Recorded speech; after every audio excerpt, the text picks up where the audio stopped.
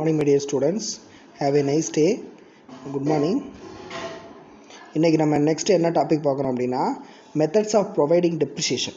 இப்போ நெக்ஸ்ட் ஸ்டெப்புக்கு நம்ம வந்துட்டோம். சரியா? டெப்ரிசியேஷனில் நெக்ஸ்ட் ஸ்டெப் வந்துட்டோம். There are various methods used for providing depreciation on fixed assets. இதை பொறுத்தவரை என்ன சொல்கிறோம்? கம்ப்ளீட்டாக டெப்ரிசியேஷனை பொறுத்தவரை ஃபிக்ஸ்டு அசெட்ஸாக சொல்கிறோம். எப்படி சொல்கிறோம்? For example land, building, machinery, இது எல்லாமே என்னது? ஃபிக்ஸ்டு அசெட்ஸ் சொல்கிறோம். The management of a business enterprise has to select the most appropriate method based on the consideration of various factors such as nature of asset, use as the asset and circumstance that prevail in the business. The following are the different method of providing depreciation: straight line method, written down value method, sum of year of digit method, machine hour rate method, depletion method, annuity method, revaluation method, sinking fund method, insurance policy method. மொத்தம் எத்தனை பார்க்குறோம்? நம்ம 9 method பார்க்குறோம். சரியா? அதில் first straight line method. Straight line method அப்படின்னா என்னென்னு பார்த்துக்குறோம். அதில் நான் சொல்கிறத மட்டும் மார்க் பண்ணிக்கிறேங்க. அண்டர் திஸ் மெத்தட் அதுலேருந்து மார்க் பண்ணுங்கள். Under this method a fixed percentage to the original cost of the asset is charged every year by way of depreciation. இப்போ இதை பொறுத்தவரை மீனிங்லாம் கேட்க மாட்டாங்க, இருந்தாலும் லைட்டாக நம்ம தெரிஞ்சுக்கிறது நல்லது. சரியா? அந்த ஸ்ட்ரெயிட் லைன் மெத்தடை பொறுத்தவரை என்ன சொல்கிறாங்க? காஸ்ட் ஆஃப் மெத்தட் தான் என்ன சொல்கிறாங்க? இதில் ஒரிஜினலாக அசட்டாக இருக்கும்னு சொல்கிறாங்க. எப்படி இருக்கும்?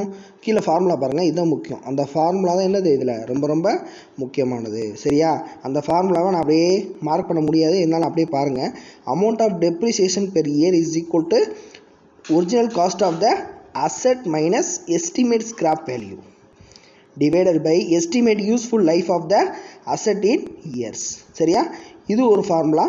Rate of depreciation is equal to amount of depreciation. நம்ம அமௌண்ட் ஆஃப் டெப்ரிசியேஷன் ஃபஸ்ட்டு கண்டுபிடிச்சிருப்போம்ல, அதை divided by original cost into 100. இதை போட்டோம்னா என்ன கண்டுபிடிச்சிடலாம்? ரேட் ஆஃப் டெப்ரிசியேஷன் கண்டுபிடிச்சிடலாம். சரியா? இதைத்தான் இதில் கம்ப்ளீட்டாக சொல்லியிருக்காங்க. எக்ஸாம்பிள் பாருங்கள்.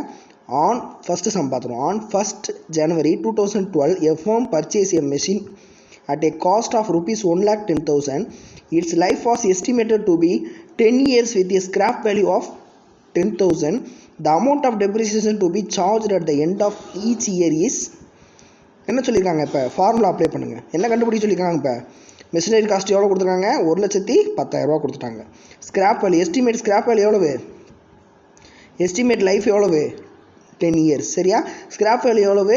10,000. The amount of depreciation to be charged at the end of the each year. இப்போ என்ன கண்டுபிடிக்க சொல்லியிருக்காங்க? அமௌண்ட் ஆஃப் டெப்ரிசியேஷன் மட்டும் கண்டுபிடிக்க சொல்லியிருக்காங்க. இப்போ என்ன பண்ணணும்? Amount of depreciation per year, ஏற்கனவே ஒரு ஃபார்முலா பார்த்துருக்கோமா, அந்த ஃபார்முலாவை கீழே அப்படியே அப்ளை பண்ணணும். Amount of depreciation per year is equal to original cost of the asset minus estimate scrap value divided by estimate useful life of the asset in years. இந்த ஃபார்முலாவை கண்டிப்பாக படித்தாகணும். இந்த 2 ஃபார்முலா படித்தா தான் இந்த சம்மை போட முடியும். சரியா? Format number 1. சரியா? is equal to original cost of the asset எவ்வளவு? 1,10,000 மைனஸ் எஸ்டிமேட் ஸ்கிராப் வேல்யூ எவ்வளவு கொடுத்துருக்காங்க? ஸ்கிராப் வேல்யூ கொஸ்டின் பாரு, 10,000 rupees divided by estimate useful life of the asset years எவ்வளவு? 10. அவ்வளோதான். இஸ் ஈக்குவல் டு எவ்வளவு? 1,10,000 10,000 போனால் எவ்வளவு? 10,000 போனால் எவ்வளவு? 1,00,000 ரூபா டிவைடட் பை 10. இப்போ அதை அப்படியே ஸ்ட்ரைட் பண்ணோம்னா அடிங்க பார்ப்போம். 1,10,000 அப்படியே அடிங்க, டிவைட் பண்ணுங்கள். எவ்வளோ வருது? 10,000 பெர் இயர். சரியா? முடிஞ்சிடுச்சு. ரொம்ப ரொம்ப ஈஸியான சம். இதுக்கு என்ன போட்டிருக்காங்க? ஒரு கிராஃப் போட்டிருக்காங்க. எப்படி போடலாம்? 5 இயருக்கு கிராஃப் போட்டிருக்காங்க. எப்படி போட்டிருக்காங்க பாரு. என்ன கண்டுபிடிச்சிருக்கோம்? 10,000 கண்டுபிடிச்சிருக்கோம். அப்போ நம்ம என்ன போட்டுக்கலாம்? 0லேருந்து எக்ஸ் ஆக்சிஸ் ஒய் ஆக்சிஸ் போட்டுக்கிற வேண்டியது. அமௌண்ட்டு இயர் போட்டிருக்கோம். 0லேருந்து 2,000 4,000 6,000 இப்படி டபுளாக போட்டுக்கலாம். சரியா? 8,000 10,000. ஏன்னா நமக்கு 10,000 இருக்கிறனால 10,000, அதுக்கு மேலே 12,000 ஒன்று போட்டுக்கலாம். 14 தேவையில்லை, 10,000 போட்டால் போதும். இருந்தாலும் மேலே ஒரு 12,000 சேர்த்து போட்டுக்கலாம். இந்த சைடு ஃபுல்லாக என்ன இயர் கொடுத்துருக்கோம்? கம்ப்ளீட்டாக என்ன இயர் கொடுத்துருக்காங்க? 2012 கொடுத்துருக்காங்க. அப்போ 2012 13 14 15 16 17 போட்டுருக்கேன். இப்போ என்ன கண்டுபிடிச்சிருக்கோம்? ஆக்சுவலாக 10,000 rupees. எதுக்கு? அப்படியே 10,000 நேரம் என்ன பண்ணிடுறோம்? அந்த இயருக்கு நேரம் அண்டர்லைன் பண்ணிடுறோம். தட் மீன்ஸ் என்னது? அதனுடைய டெப்ரிசியேஷன் வேல்யூவாக மென்ஷன் பண்ணுறோம். சரியா? இதுதான் இந்த சம். இந்த சம் கேட்க மாட்டாங்க, அடுத்தடுத்த சம் தான் வரும் கம்ப்ளீட்டாக. சரியா? இப்போ பாருங்கள், இதனுடைய மெரிட்ஸ், அதனுடைய அட்வான்டேஜ் என்னென்னு பாருங்கள். Simple and easy to understand. இதை பொறுத்தவரை என்ன செய்கிறாங்க? டெப்ரிசியேஷனை பொறுத்தவரை ஈஸியாக அண்டர்ஸ்டாண்ட் பண்ணிக்கிறாங்க. ஈஸியாக அண்டர்ஸ்டாண்ட் பண்ணிக்கிறாங்க, ரொம்ப ஈஸியாக அண்டர்ஸ்டாண்ட் பண்ணிக்கிறாங்க. சரியா? அதே மாதிரி என்ன செய்கிறாங்க, இதை பொறுத்தவரை ரொம்ப பேர்டனாக இருக்குன்னு சொல்கிறாங்க. எதை பேஸ் பண்ணி? ப்ராஃபிட் அண்ட் லாஸை பேஸ் பண்ணி என்ன சொல்கிறாங்க, இது ரொம்ப பேர்டனாக இருக்குன்னு சொல்கிறாங்க. அதே டயத்தில் இது எப்படி இருக்கான், asset can be completely written ஆஃப்னா என்னது, அசட்டை மென்ஷன் பண்ணியிருக்காங்க. ரிட்டன் ஆஃப்னா என்னது, அசட்டை மென்ஷன் பண்ணியிருக்காங்க. தட் மீன்ஸ் என்னது, end of the useful life. சரியா? அதை தான் சொல்கிறாங்க. Suitable to asset having fixed working life அப்படின்னா என்னது, ஈஸியாக டிட்டர்மைன் பண்ணுவாங்க. எப்படி, எந்த மாதிரி பண்ணலாம், ஒரு ஃபிக்ஸ்டு அசட்டில் வந்து என்ன பண்ணுவாங்க, இதுதான் ஃபிக்ஸ்டு பீரியடுங்கிற மாதிரி என்ன செஞ்சுருவாங்க, கொடுத்துருவாங்க. இதை ஃபுல்லாமே என்ன சொல்கிறாங்க, மெரிட்ஸில் சொல்கிறாங்க.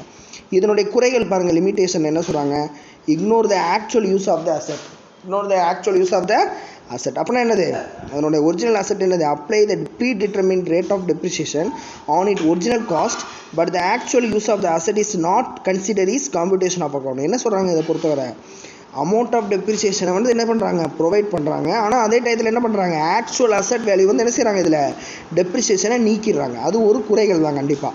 இக்னோர் இன்ட்ரெஸ்ட் ஃபேக்டர், இன்ட்ரெஸ்ட்டை கொடுத்தாங்க அப்படின்னா லிமிட்டேஷனில் ஒரு டெப்ரிசியேஷன், அது ஒரு குறைகள் தான். சரியா? அதை சொல்கிறாங்க.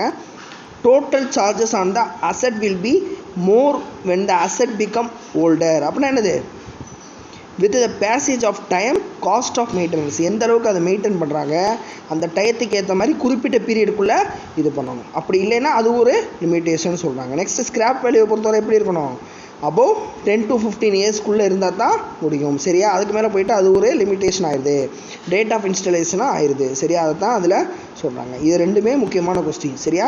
இப்போ பாருங்கள், இல்லஸ்ட்ரேஷன் நம்பர் 1. இப்போ தான் நம்ம என்ன செய்கிறோம், இந்த சம் தான் நமக்கு கேட்பாங்க. ஃபார் எக்ஸாம்பிள் பாருங்கள், on 1st January 2017 a firm purchase a machine at a cost 1 lakh rupees. எவ்வளோ பர்ச்சேஸ் பண்ணியிருக்கான், 1 லட்ச ரூபாய்க்கு என்ன பண்ணியிருக்கான், ஒரு மிஷின் வந்து பர்ச்சேஸ் பண்ணியிருக்கான் ஒரு ஃபார்ம், ஒரு கம்பெனிக்கு. It's life was estimating to be 10 years of scrap value. Scrap value எவ்வளோவா, 10 years. சரியா? எஸ்டிமேட் லைஃப் எவ்வளோ சொல்லியிருக்கான், எஸ்டிமேட் லைஃப் இயர்ஸ் எவ்வளோ கொடுத்துருக்கான், 10 கொடுத்துருக்கான். அப்போ ஸ்கிராப் வேல்யூ எவ்வளோ கொடுத்துருக்கான், 10,000.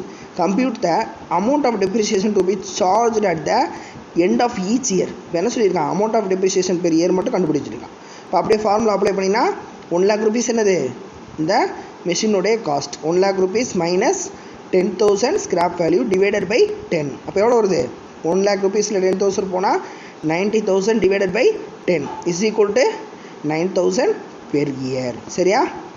பெர் இயருக்கும் பெர் ஆனமுக்கும் வித்தியாசம் இருக்குது, பெர் ஆனம்னு போட்டக்கூடாது. சரியா? 9,000 பெர் இயர், அவ்வளோதான் விஷயம். சரியா? அதே மாதிரி இல்லஸ்ட்ரேஷன் 2 பாருங்கள். இதில் இல்லஸ்ட்ரேஷன் 2ல் என்ன வரும், அமௌண்ட் ஆஃப் டெப்ரிசியேஷனோட ரேட் ஆஃப் டெப்ரிசியேஷன் சேர்த்து வரும். தட் மீன்ஸ் என்னது, இந்த ஃபார்முலா இருக்குல்ல, மேலே ஒரு ஃபார்முலா. இப்போ எனக்கு இந்த வீடியோ வந்து கிளியராக தெரியுது, உங்களுக்கு எப்படி கிளியராக தெரியுதுன்னு தெரியல. அதனால் பேஜ் நம்பர் 206 அந்த ஃபார்முலா இருக்குது, எடுத்து பார்த்தா தான் அந்த சம்மு புரியும். ரொம்ப ஈஸியான சம்மு, எக்ஸாமுக்கு கேட்கக்கூடிய சம். சரியா? இப்போ பாருங்கள், from the following information calculate the amount of depreciation rate of depreciation under straight line method. இப்போ என்ன பார்த்துக்கிட்டு இருக்கோம், என்ன மெத்தட் பார்த்துக்கிட்டு இருக்கோம், ஸ்ட்ரெயிட் லைன் மெத்தடுக்கு உண்டான சம் பார்த்துக்கிட்டு இருக்கோம். பர்ச்சேஸ் ப்ரைஸ் ஆஃப் மெஷின் எவ்வளவு, 80,000. எக்ஸ்பென்சஸ் டு பி கேபிட்டலைஸ்ட் எவ்வளோ கொடுத்துருக்காங்க, 20,000. எஸ்டிமேட் ரெசிடுவல் வேல்யூ எவ்வளவு, 35,000 கொடுத்துட்டாங்க. எக்ஸ்பெக்டட் யூஸ்ஃபுல் லைஃப் எவ்வளவு, 5 years. அப்படின்னா என்னது, அந்த அசட் வேல்யூ தான் கொடுத்துருக்காங்க. எஸ்டிமேட் லைஃப் வேல்யூ இருக்குல்ல, அந்த ஃபார்முலா படி கொடுத்துருக்காங்க. இப்போ என்ன பண்ணணும், அப்படியே ஃபார்முலாவை அப்ளை பண்ணினா இஸ் ஈக்குவல் டு எவ்வளோ, ஒரிஜினல் ப்ரைஸ் எவ்வளோ கொடுத்துருக்காங்க, ஒரிஜினல் காஸ்ட் ஆஃப் அசட் எவ்வளோ கண்டுபிடிச்சிருக்கான், எவ்வளோ கொடுத்துருக்காங்க பாருங்கள் பார்ப்போம். ஃபஸ்ட்டு நம்ம என்ன பண்ணணும், அதில் ஒரிஜினல் காஸ்ட் ஆஃப் அசட் என்ன பண்ணணும், ஃபஸ்ட்டு அதில் கொடுத்துருக்கு பாருங்கள். மேலே என்ன கொடுத்துருக்கு, அமௌண்ட் ஆஃப் பர்ச்சேஸ் 80,000 கொடுத்துருக்கான், 80,000 20,000 கொடுத்துருக்கா. அது என்னது, அதனுடைய ஒரிஜினல் ப்ரைஸ். ஏன் அதை இப்போ சொல்கிறோம், பர்ச்சேஸ் பண்ண அமௌண்ட்டும் அவன் போடக்கூடிய முதலீடு, கேபிட்டலாக என்னது அவன் போடக்கூடிய முதலீடை சேர்த்து என்ன செய்யணும், ரெண்டையும் ஆட் பண்ணி 1 lakh rupees அங்கே போட்டிருக்கோம். சரியா?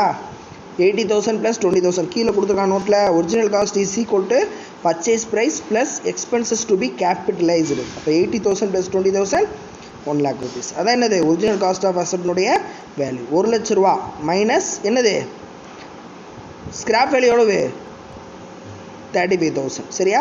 டிவைடட் பை எவ்வளவு, எஸ்டிமேட்டட் லைஃப் இயர் எவ்வளவு, 5. அப்போ இதை அப்படியே மைனஸ் பண்ணுங்கள், 65,000 divided by 5 is equal to, அதை அப்படியே டிவைட் பண்ணுங்கள், எவ்வளோ வருது, 13,000 பெர் இயர். அடுத்து என்ன பண்ணணும், ரேட் ஆஃப் டெப்ரிசியேஷன் அந்த ஃபார்முலாவை அப்படியே அப்ளை பண்ணுங்கள். Amount of depreciation per year divided by original cost into 100. அப்போ என்ன பண்ணணும், அமௌண்ட் ஆஃப் டெப்ரிசியேஷன் எவ்வளோ கண்டுபிடிச்சிருக்கோம், போன சம்மில் எவ்வளோ கண்டுபிடிச்சிருக்கோம், போன ஃபார்முலாவில் 13,000 பெர் இயர் கண்டுபிடிச்சிருக்கோமா, அதை அப்படியே அப்ளை பண்ணி டிவைடட் பை ஒரிஜினல் காஸ்ட் எவ்வளவு, ஆக்சுவலாக ஏற்கனவே என்ன கண்டுபிடிச்சிருக்கோம், 80,000 ப்ளஸ் 20,000 கண்டுபிடிச்சிருக்கோமா, அந்த 1,00,000 ரூபா சரியா, இன்ட்டு 100 ஃபார்முலா படி போட்டாச்சு. இப்போ இதை அப்படியே ஸ்ட்ரைக் அவுட் பண்ணுங்கள். Is equal to 13%. அப்படியே ஸ்ட்ரைக் அவுட் பண்ணுங்கள். 100ஐயும் இந்த 2 ஜீரோ இந்த 2 ஜீரோ கேன்சல் பண்ண ரிமைனிங் இருக்கக்கூடிய ஜீரோ கேன்சல் பண்ணால் எவ்வளோ வருதும் 13%. இது என்னது இல்லஸ்ட்ரேஷன் நம்பர் 2. இல்லஸ்ட்ரேஷன் நம்பர் 3 பாரு. இந்த லாஸ்ட் சம்மோட இதோட முடிச்சுக்கிறோம். நாளைக்கு அடுத்து ரிட்டன் டவுன் வேல்யூ மெத்தடை பார்ப்போம் சரியா. இல்லஸ்ட்ரேஷன் நம்பர் 3 பாரு. Find out the rate of depreciation under straight line method from the following details. அவனே கொடுத்துட்டான். என்ன கொடுத்துட்டான், ஒரிஜினல் காஸ்ட் வேல்யூ 10,000 கொடுத்துட்டான். எஸ்டிமேட் லைஃப் எவ்வளோ கொடுத்துட்டான், 10 இயர்ஸ் கொடுத்துட்டான். ஸ்கிராப் வேல்யூ எவ்வளோ கொடுத்துருக்கான், 2,000 கொடுத்துருக்கான். இப்போ என்ன கண்டுபிடிக்கணும், அதே மாதிரி ஃபார்முலா அப்ளை பண்ணி 10,000 என்னது ஒரிஜினல் காஸ்ட் மைனஸ் 2,000 என்னது ஸ்கிராப் வேல்யூ டிவைடட் பை 10. இப்போ எவ்வளோ வருது, 10,000 2,000 போனால் 10,000 2,000 போனால் எவ்வளவு 8,000. 8,000 ரூபா போட்டு டிவைடட் பை 10. அப்போ அதை அப்படியே ஸ்ட்ரைக் அவுட் பண்ணுங்கள். 8,000 அப்படியே 10 அடிங்க. அடிச்சுன்னா எவ்வளோ வரும் டிவைடு 800 பெர் இயர் சரியா. இப்போ என்ன போடுறோம், அதில் ஃபார்முலா ரேட் ஆஃப் டெப்ரிசியேஷன் வச்சு போடுறோம். Rate of depreciation is equal to amount of depreciation per year divided by original cost into 100. இப்போ என்ன பண்ணுறோம், அமௌண்ட் ஆஃப் டெப்ரிசியேஷன் எவ்வளோ கண்டுபிடிச்சிருக்கோம், 800 கண்டுபிடிச்சிருக்கோம். 800 டிவைடட் பை ஒரிஜினல் காஸ்ட் எவ்வளவு 10,000 இன்ட்டு 100 எவ்வளோ வைப்பேன் 8% சரியா. இதை என்னது ரொம்ப ஈஸியான சம். சரி ஓகே. இப்போ இந்த 3 இல்லஸ்ட்ரேஷன் நம்ம நடத்தியிருக்கோம். கம்ப்ளீட்டாக கவனிச்சிருப்பீங்கன்னு நினைக்கிறேன். கம்ப்ளீட்டாக 209 வரைக்கும் நம்ம நடத்தியிருக்கோம்னு நினைக்கிறேன். இந்த இல்லஸ்ட்ரேஷன் 1 2 3 3 புரிஞ்சிருச்சு அப்படின்னா சார் கிளியராக புரியுது சார்னு சொல்லி ஒரு கமெண்ட்ஸ் பண்ணியிருக்கேன். அப்புறம் தான் நம்ம நெக்ஸ்ட் ஸ்டெப்பு போக முடியும் சரியா. கம்ப்ளீட்டாக வீடியோ பார்க்குறவங்க மட்டும்தான் அந்த இதை சொல்ல முடியும். நெக்ஸ்ட் மெத்தட் என்ன பார்க்குறோம், ரிட்டன் டவுன் வேல்யூ மெத்தட் பார்க்குறோம். அதுக்கு இன்னொரு பேர் என்ன, டிமினிஷிங் பேலன்ஸ் மெத்தட்.